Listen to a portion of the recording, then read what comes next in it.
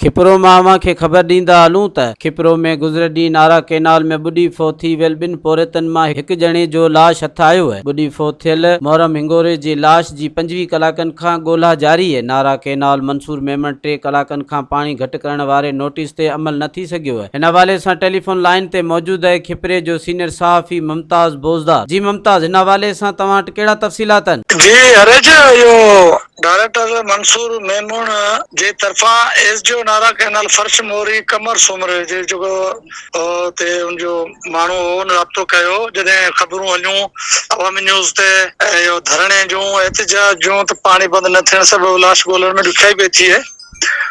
उन खां पोइ हुन राब्तो कयो त असां जेको आहे डायरेक्टर मंसूर मेमन जे हुकुम ते पाणी घटि करे छॾियो आहे। 2-3 कलाकनि जे अंदरि जेको पाणी में लाश शुरू थी वेंदी। उन बावजूद हींअर तक़रीबन 8 खां 10 कलाक गुज़री चुका आहिनि, पाणी में लाथ शुरू लहण कोन थियो आहे। उन बावजूद वारसनि जा जेके एहतिजाज कंदड़ आहिनि जंहिंजो प्यारो जो लाश न पियो मिले, उहो हिंगोरा बिरादरी या ॿिया दोस्त साहबी उते चोटियार डैम वारे दरवाज़नि ते पहुता आहिनि त हुते दरवाज़ा जेके आहिनि फुल पिया हलनि।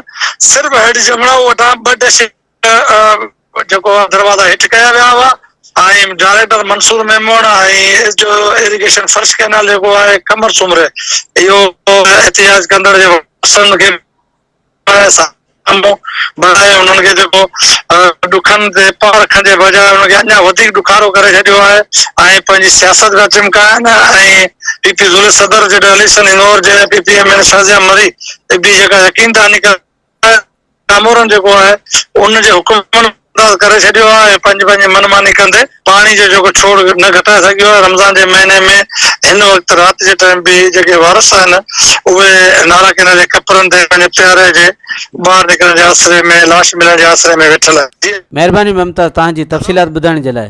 मज़ीद ख़बरनि ऐं तफ़सीलात लाइ विज़िट कयो असांजी वेबसाइट www.awamiNewsHD.com ऐं ॾिसंदा रहो अवामी न्यूज़ HD।